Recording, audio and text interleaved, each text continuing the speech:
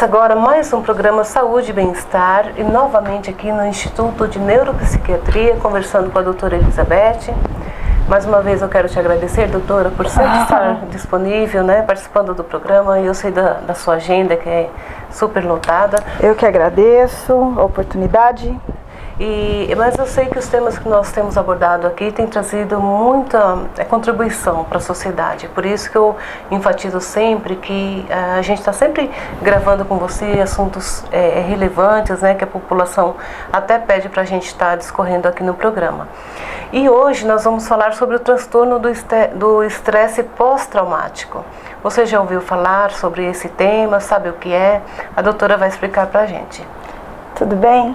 Tudo. Então, o transtorno de estresse pós-traumático, ele é um transtorno bem frequente, porque ele está sempre associado à violência. E, infelizmente, nós vivemos num mundo, de um modo geral, violento, e o Brasil não é exceção. Ele acontece em que pessoas? Então, ele é um transtorno psiquiátrico, eu vou descrever em breve, né, os sintomas que a pessoa tem, mas ele acontece com pessoas que foram vítimas de situações de violência, situações abruptas, nas quais a pessoa se viu sem saída, se viu ameaçada, se viu à mercê de uma situação da qual ela não conseguia se defender. Então, por exemplo, uma vítima de assalto, vítima de sequestro, vítima de violência sexual, mas também pessoas que foram vítimas de guerra, mas também acidentes de carro, acidentes graves, por exemplo, a torres gêmeas, né? Ou pessoas que, na realidade, o transtorno de estresse pós-traumático começou a ser estudado nas vítimas da guerra, da Segunda Guerra Mundial e depois da Guerra do Vietnã. Então foi quando os psiquiatras começaram a perceber que algumas pessoas realmente não conseguiam lidar com essa situação. E aí o que acontece com essas pessoas? Elas têm uma coisa chamada revivescência, quer dizer... Só um instante interrompendo você, doutora. Também teve aquele caso lá da barragem, né, que se desfez agora em Minas. Ah, sim, isso, exatamente, também cai nisso daí. Quer dizer, é uma situação súbita, abrupta, é uma violência que não foi uma violência causada por uma outra pessoa, foi uma calamidade, mas é uma situação... Exatamente, essa daí também é uma situação. De Brumadinho, né? E aí eu aproveito para dizer que não é apenas a vítima que pode desenvolver o transtorno de estresse pós-traumático, mas também os socorristas, então bombeiro, polícia militar, os médicos, né, os paramédicos, socorristas, pessoas do SAMU, então todas as pessoas que veem ali a situação podem desenvolver sim o transtorno de estresse pós-traumático. E atualmente entende-se que mesmo as pessoas que ouviram falar, o que é até estranho, né, mas só de ouvir falar, se você se identificar muito com aquilo, você pode também desenvolver o transtorno de estresse pós-traumático. Então, como eu ia falando, então todas essas situações, o Brumadinho que você disse, enchente, aqueles deslizamentos também no Rio de Janeiro, mas o mais comum no Brasil é a violência interpessoal, né, em termos de frequência. Então, as pessoas que são vítimas de abuso sexual, mas também assalto, sequestro, esse tipo de coisa. E aí o que acontece? Essa revivescência. A revivescência consiste em você ter uma recordação espontânea, indesejada, invasiva. Quer dizer, é uma coisa que vem, é o chamado flashback. Você está conversando com alguém, não aconteceu nada e volta todo aquele filme terrível na sua cabeça, com todas as suas consequências, quer dizer, taquicardia, mão gelada, medo terrível, sudorese, desespero, né? Então isso daí pode ser o flashback, a revivescência, mas também pode aparecer sob a forma de pesadelos. Então você acorda com aquele sonho terrível, que é a mesma coisa do flashback, só que você estava dormindo e aí você acorda. Interessantemente, eu tenho na época que eu morava na Alemanha, o meu sogro, que já é falecido, ele tinha vivido a Segunda Guerra Mundial. E na realidade ele conta assim, que ele foi piloto, que ele nunca viu uma batalha. Olha a história. Ele nunca viu uma batalha, ele só era piloto, trabalhou até assim pouco tempo, ficou pouco tempo na guerra, mas ele, 40 ou 50 anos depois, quer dizer, já nos anos 90, 2000, ele ainda esporadicamente sonhava, tinha pesadelos com bomba estourando, com várias coisas da Segunda Guerra. Ele sonhava muito com isso. Então, para ver como é um evento, como é uma coisa forte, quer dizer, ainda que ele não tivesse o transtorno do estresse pós-traumático, clássico, com todos os seus sintomas, que eu vou continuar descrevendo, ainda assim, só o fato de ele ter participado tangencialmente da guerra já causou todo esse transtorno e que permaneceu mesmo 50 anos depois. Quer dizer, ainda também associado a sofrimento. Como eu ia falando, então, além da revivescência, que é você rememorar as coisas, relembrar essa recordação que é involuntária, a pessoa tem também um comportamento de esquiva. Então, muitas vezes a pessoa não quer mais sair de casa, não quer mais ir para tal lugar, não pode mais ouvir o rádio, não pode mais conversar com não sei quem, não pode ver um carro não sei de que cor. Então, ela tem vários comportamentos que a limitam, né? Quer dizer, vários medos que a limitam, que a restringem, que são esses comportamentos de evitação. Então pode ser que a pessoa, por exemplo, não consiga mais ir para o trabalho, né? Não consegue mais trabalhar, não consegue mais ir para o trabalho, ou não consegue mais dirigir um automóvel, e assim por diante, né? Ou não consegue nem mais, às vezes, nem mais sair de casa. Associado a isso, o terceiro sintoma é o que a gente chama de hipervigilância. É aquela pessoa que não consegue relaxar. Ele está sempre com um certo medo, uma ansiedade, uma expectativa ruim, uma apreensão. Então essa pessoa, ela tá sempre tensa, né? Então isso pode dar distúrbios do sono, aquela pessoa que está sempre assustada e também irritada. Né? Então a gente sabe, tem explicação neurobiológica para isso, a gente sabe que os centros que liberam noradrenalina, eles se tornam mais sensíveis, né? E você tem então uma liberação maior de noradrenalina. São vários sintomas. Além disso, a pessoa vai ter uma coisa que a gente chama de desesperança, um sintoma de depressão, de não ver saída, não ter uma perspectiva para o futuro. Minha vida acho que já acabou, não consigo imaginar, planejar, idealizar alguma coisa e investir minha energia naquilo. Acabou, não é? Desesperança. Obviamente que isso se acompanha de depressão, como eu falei, ansiedade. Muitas vezes a pessoa vai ter abuso também de substâncias. Abuso de calmante, abuso de álcool, abuso de maconha. Abuso, porque ela começa a se automedicar e procurar alguma coisa para sair dessa situação de tensão constante, de pesadelo. Né? Claro que a pessoa estressada também pode desenvolver obesidade, e junto com a obesidade os outros problemas, que são diabetes, hipertensão. Então o TEPT, né, a gente chama de TEPT, ele é um negócio bem comum, frequente, grave, difícil de tratar, que causa muito sofrimento e que causa várias consequências. Então, às vezes, a pessoa vai aparecer para o médico para tratar o alcoolismo, mas na realidade você vai ver, na realidade tinha um TEPT por trás. Ou ele vem para tratar a depressão, vem para tratar a fobia escolar, não consegue mais ir para a escola, né? Um professor não consegue mais dar aula, ou um aluno. Mas na realidade por trás está esse evento traumático que a gente precisa ferir. E até você falando tudo isso, da pessoa não querer ir para a escola, passou até uma reportagem essa semana, não sei se você acompanhou, do nanismo. O menininho, que coisa terrível, Terrível. Aquilo lá é bullying, aquilo lá é bullying, Mas não tem, no fundo, uma relação também com trauma? Esse trauma? Eu não sei, por exemplo, se eles pegarem um menino, porque na psiquiatria a gente tenta definir assim, né, quadradinho. Então, por exemplo, se eles pegaram esse menino, eu não sei os detalhes da história dele, eu fiquei comovida também, até compartilhei no Face e tal, mas eu não li tudo que fizeram com ele. Por exemplo, o TEPT seria se esse menino tivesse esses sintomas de recordações involuntárias, flashback, pesadelos, evitação, depressão, hipervigilância. E aí o TEPT está muito voltado para um determinado evento, para você definir. Então foi um evento. Por exemplo, se eles tivessem trancado o menino no banheiro e deixou ele lá trancado 3, 4 horas, né? É importante falar do TEPT que ele não depende tanto da intensidade do que aconteceu. Então, por exemplo, tem gente que tem TEPT e assim, se você falar o que aconteceu, foi um acidente de ônibus, na realidade o ônibus brecou e a gente ficou a noite ali, quer dizer, você fala bem, mas não foi uma coisa tão assim, mas para aquela pessoa aquilo foi muito traumatizante. Por quê? Porque muitas vezes aquilo já está associado a experiências da infância. Então depende muito a suscetibilidade que eu tenho para desenvolver transtorno do estresse pós-traumático após um evento, depende muito de como o meu cérebro está naquele momento. E como o meu cérebro vai estar, vai depender da minha história de vida. Então, por exemplo, as pessoas das Torres Gêmeas, World Trade Center, alguns ficaram mal, triste, alguma coisa, mas depois se recuperaram rapidamente. Alguns estão com a vida parada e vamos dizer, destruída até hoje, precisando de tratamento e tarará. Outras pessoas chegaram a ter até o que eles falam de crescimento após o trauma, quer dizer, tipo, encontrei Jesus, ajudei tantas pessoas, entendi que a vida tem uma outra dimensão, uma outra qualidade, tornei-me uma pessoa melhor.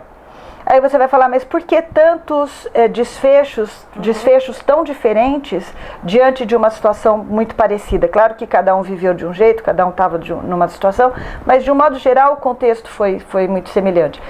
E por que isso? Isso se dá pela biografia. Então, se eu tenho uma história de vida onde eu já fui, eu fui um pouco abusada, pode ser abusada psicologicamente, eu era xingada, eu já passei por uma situação de bullying na infância, já havia coisas e eu tinha ainda que juntar dos pedaços e estava ali firme, trabalhando. Mas aí acontece um evento que às vezes nem foi tudo isso, que outra pessoa superaria com facilidade, para mim aquilo causou o transtorno de estresse pós-traumático. E você falando disso tudo também, eu lembrei daquela situação do avião da Chapecó, que teve um acidente e houveram os sobreviventes, e teve o caso da aeromoça, que ela ficou traumatizada e agora, recentemente, acho que fez aniversário agora, final de ano, né, do acidente, eles trouxeram a reportagem novamente e ela deu um depoimento falando que só agora está conseguindo pensar na possibilidade de voltar a trabalhar. Sim. Porque foi muito traumático, sim. Que ela sobreviveu, né, ao acidente. Sim. Às vezes até o fato de ter sobrevivido é muito estranho a nossa mente. Às vezes isso se associa à culpa. Será que eu poderia ter feito alguma outra coisa? Ou simplesmente assim, por que eu sobrevivi? Isso acontece principalmente quando é acidente com família, né? A minha filha morreu, por que eu sobrevivi? Não é? Então é como se fosse uma vergonha, um constrangimento, uma culpa por você ter sobrevivido. Então, são várias coisas que passam pela cabeça, né? Doutora, e esse transtorno está associado a alguma outra doença? Você já até disse que ele pode gerar obesidade e, consequentemente, diabetes, né? E outras coisas provenientes, né? Mas que mais? Uma coisa que eu não falei é que quando você está no trauma, eu falei muito da consequência depois do trauma, né? Por exemplo, passou-se um mês, passou-se um tempo e a pessoa começou a desenvolver isso. Inclusive, podem se passar vários meses. Por exemplo, eu posso desenvolver o TEPT 1 ano depois, 2 anos depois, 3, 4 anos depois, que é uma experiência que está ali e que em algum momento ela pode aflorar sob a forma de um transtorno. Mas o que eu não comentei muito sobre a experiência peritrauma. Peritrauma é como é que é a minha vivência durante a situação do trauma. Então, muitas pessoas têm fenômenos que a gente chama de dissociativos. Dissociativo é aquela situação de você não reconhecer a realidade. Então parece que tudo é um filme, parece que o tempo começou a andar mais devagar, parece que ficou parado, ou parece que não sou eu que estou vivendo tudo isso, parece que eu consigo me assistir fazendo as coisas. É essa coisa de eu me dissociar, de eu me separar daquilo que está acontecendo. Esse é provavelmente uma forma de você se defender psiquicamente do ocorrido, dessa vivência, justamente para você sobreviver. Mas isso também está associado às pessoas que têm esses fenômenos dissociativos. Elas podem, alguns estudos mostram, isso é controverso, mas que elas têm um risco maior de desenvolver o TEPT. Inclusive, o TEPT pode também aparecer com sintomas psicóticos. Então essa seria uma forma mais grave de eu estar com aquele trauma e começar a ter pensamentos de perseguição, alucinações, confundir a realidade, quer dizer, não ter mais um discernimento daquilo que realmente, do que é real, não é? Então o TEPT pode se manifestar com sintomas psicóticos, e essa situação de dissociação peritrauma, por que é interessante falar sobre isso? Porque ela impede que você posteriormente reconstrua de forma lógica e coerente o que realmente aconteceu. Então é muito comum que as pessoas que tenham sofrido trauma não consigam narrar, não consigam se lembrar corretamente do que aconteceu. Então a narrativa, ela é quebrada, ela é entrecortada, mas a memória emocional, ela é muito viva. A gente pode retomar isso depois do intervalo, que ele já está pedindo para a gente fazer o intervalo. Então não saia daí, a gente volta depois com esse tema e falando também sobre os possíveis tratamentos.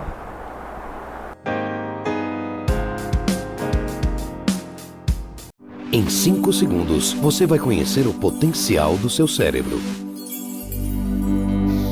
Aos 17 anos, ela foi aprovada em 9 vestibulares federais. Você sabe a diferença deste cérebro para o seu? Treino. Supera. Ginástica para o cérebro. Treine seu cérebro. Vá mais longe. Faça uma aula grátis.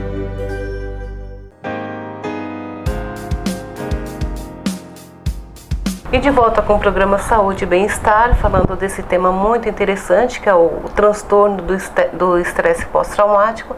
A doutora vai falar pra gente sobre se há tratamento, de que forma que há, né, doutora? E também a gente estava abordando no bloco anterior sobre a dissociação, né? Isso, tá. Eu vou explicar um pouquinho sobre a dissociação e a dificuldade de relembrar o evento, porque isso tem a ver com o tratamento também.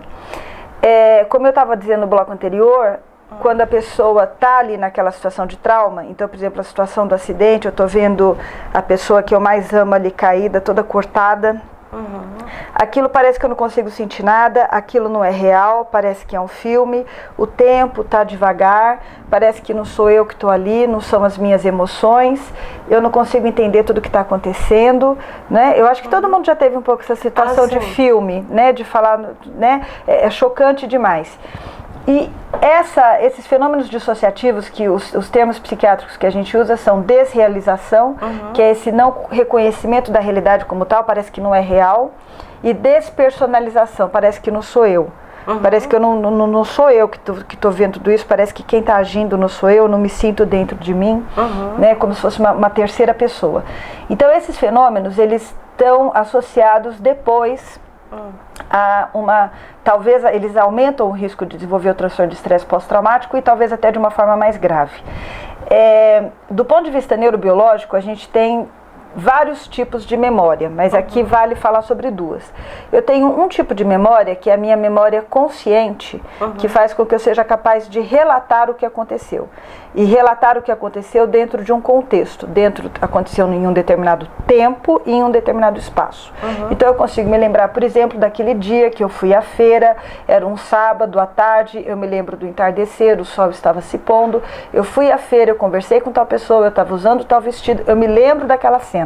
E eu consigo reconstruí-la conscientemente e verbalmente. Quem é muito responsável por formar essa memória é uma estrutura chamada hipocampo, que está dentro do cérebro.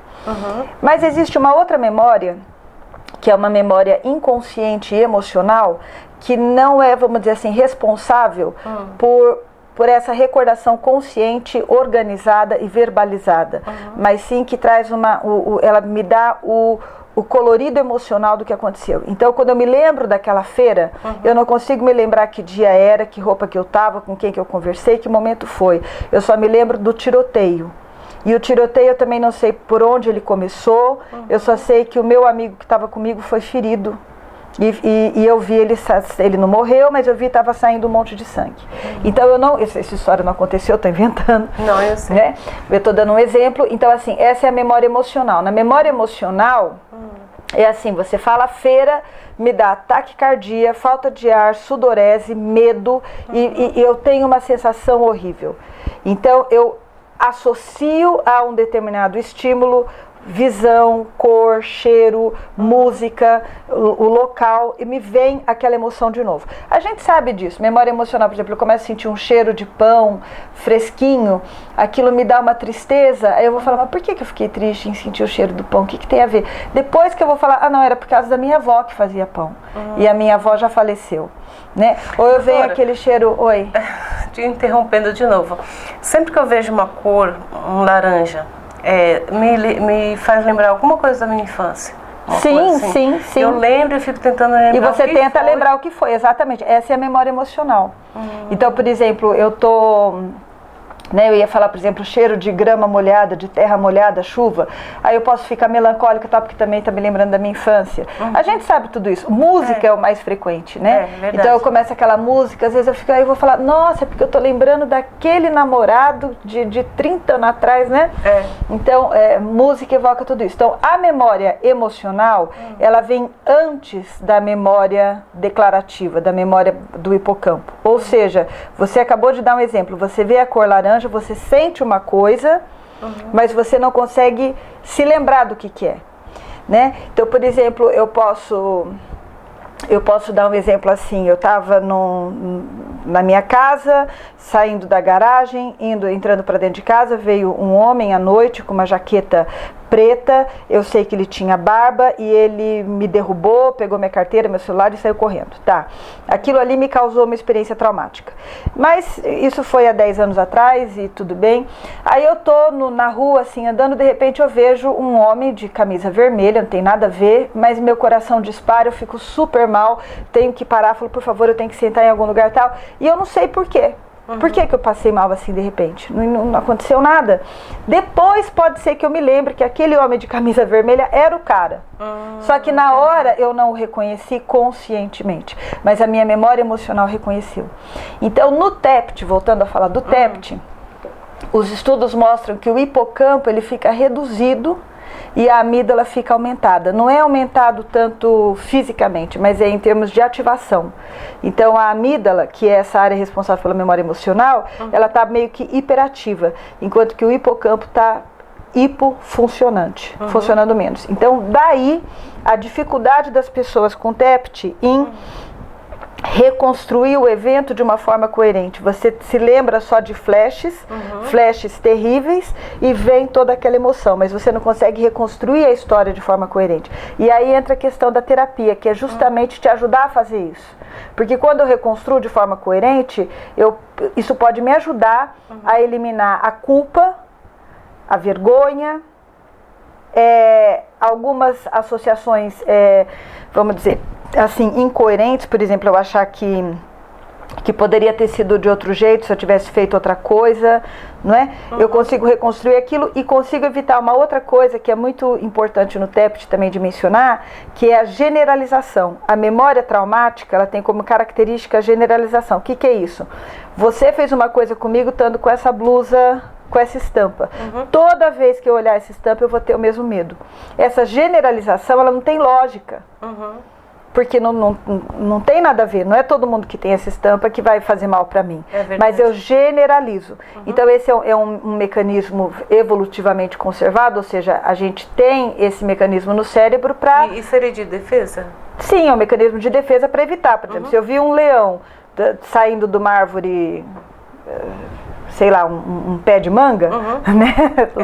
Então, toda vez que eu olhar um pé de manga, é bom eu ficar cabreira, porque parece que leão deve gostar de pé de manga e subir no pé de manga. Então, essa generalização, ela pode ter, a princípio, ela é uma coisa boa do nosso cérebro, aprender a lição. Gato escaldado tem medo de água fria, tarará, mas como o gato escaldado, ele acaba tendo medo até da água fria. Ele generalizou que a água, sendo que não é. Então, a terapia consiste justamente em ensinar, olha, essa água aqui é fria. Né? Diferente da quente. Diferente da quente. Então você tentar, então ela inclui dois aspectos. Um que é o aspecto cognitivo, que é você tentar construir uma recordação coerente, consciente e lógica dos fatos, como eles realmente aconteceram, para eliminar a sua culpa, etc. E o outro aspecto é a exposição. Então, por exemplo, às vezes você volta para o lugar onde aquilo aconteceu, ou você vai se expor àqueles objetos que te fazem relembrar do trauma, e para que você evite para que você se contraponha a essa generalização. Né? No bichinho, no rato, quando o rato tem trauma, por exemplo, toda vez que ele está numa gaiola branca, ele vai apertar para pegar água, ele leva um choque. Vai apertar para pegar água, ele leva um choque. Então ele aprende a ter medo de apertar aquele botão de pegar água, tarará. Então você cria uma situação que traumatiza o animal. Depois você vai tirar esse medo dele.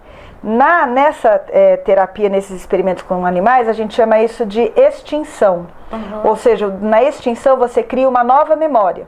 Então agora você põe o ratinho numa outra gaiola e toda vez que ele apertar, ele não vai levar choque. Ele vai apertar, ele não vai levar choque. Ele vai apertar, ele não vai levar choque.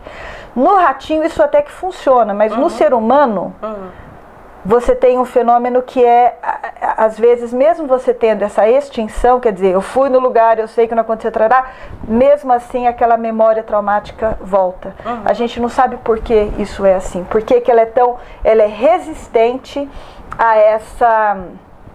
a a esse tratamento que no homem a gente chamaria de terapia de exposição, dessensibilização sistemática, quer dizer, você aprender que não é bem assim, mas o trauma, a memória traumática, não que isso não funcione, em algumas pessoas vai funcionar, mas em outras não. Então, por isso que o TEPT é difícil de tratar, porque você cria uma nova memória, mas você não apagou a antiga do trauma. E essa antiga do trauma, muitas vezes, ela volta. Às vezes até anos depois. E faz com que a pessoa sofra, né, doutora? Sim. E existe tratamento para esse transtorno? Então, é a terapia cognitiva, que eu falei, é você tentar ajudar a reconstruir o que aconteceu, de uma forma lógica, coerente e tentando questionar a pessoa para que ela saia dessas convicções de culpa, de vergonha ou mesmo de raiva, de que tudo de que ela não foi capaz e tudo mais, que ela não transfira tudo aquilo para si mesma. A terapia de exposição que eu falei, que seria dessensibilização, essa revivescência ela pode acontecer também através de imaginação ou através de realidade virtual. Quer dizer, eu posso ir pedindo para a pessoa imaginar. E de tanto, conforme ela vai imaginando, ela vai se dessensibilizando, aquilo vai causando menos medo. Mas tudo isso dentro de um contexto terapêutico, e o terapeuta aqui é o psicólogo. E, de fato, um psicólogo com experiência em TEPT. Porque não vai ser todo psicólogo que vai saber trabalhar com isso. É um transtorno grave, sério, complexo, então a pessoa precisa ter experiência. Então eu recomendo que se investigue bem com que profissional você vai, a que profissional você vai se expor. E quais as consequências que esse transtorno traz, embora você já falou bastante sobre isso, mas as mais graves assim que você conhece? A mais grave pode ser até o suicídio, né? Suicídio, isolamento profundo, depressão profunda, uso de drogas, uso de álcool, parar de trabalhar, parar de fazer tudo, ficar só em casa, medo de tudo. É um pesadelo. É um pesadelo, né? É um pesadelo que a pessoa vive. E aí ela deve procurar, então... Sim, ajuda. Aí a medicação, a gente usa a medicação também, por exemplo, medicação para depressão, às vezes um tranquilizante. Esse transtorno pode gerar uma depressão também, né? Sim, sim. Então você pode usar a medicação, mas a medicação não é o principal, porque a medicação ela vai estar auxiliando a reduzir um pouco aquela dor naquele momento. Então tudo bem, ela é válida, né? Você vai reduzir um pouco aquela dor, mas o principal é você reprocessar, reelaborar o que aconteceu. Tem uma forma de terapia que me interessa, que é o yoga para o TEPT.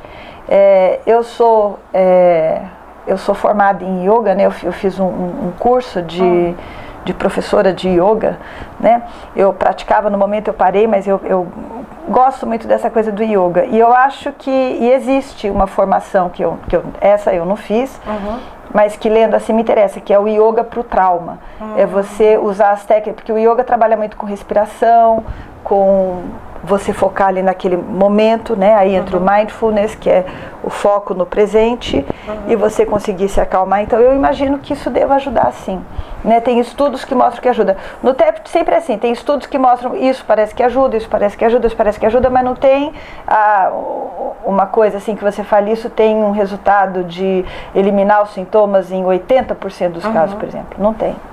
Doutora, aqui a gente já está caminhando para o final do programa, o diretor ali já finalizou, mas aqui falando do seu instituto, que você oferece muitas oficinas que são formas, né, de terapias para ajudar os pacientes, sim, né, que vêm aqui na sua clínica. Sim. O yoga seria interessante também, né? Já que você gosta do tema, de repente ajudaria bastante. Eu começar a dar aula de yoga aqui para os pacientes, vou pensar no caso, vamos ver. Certo. Bom, o nosso programa vai ficando por aqui, eu espero que você tenha gostado, e eu sempre digo, se você tem algum tema que você tem dúvida e gostaria que a doutora esclarecesse, é só você mandar um e-mail para a gente, que está passando aqui no rodapé do nosso programa, mas já vou até falar para você. É Roseli com Y Faria 801@gmail.com. Você manda um e-mail para a gente, a doutora também pode falar o dela, né, doutora? Se as pessoas ecastelon@hotmail.com. Eu te interrompi, fala de novo. ecastelon@hotmail.com. Isso. e você pode mandar a sua sugestão, né, do assunto que você quer ver debatido aqui no programa. Muito obrigada por sua audiência, espero você no nosso próximo encontro. Obrigada, doutora, por sempre estar aqui cooperando com a gente no Saúde e Bem-Estar. Muito gostoso. Obrigada.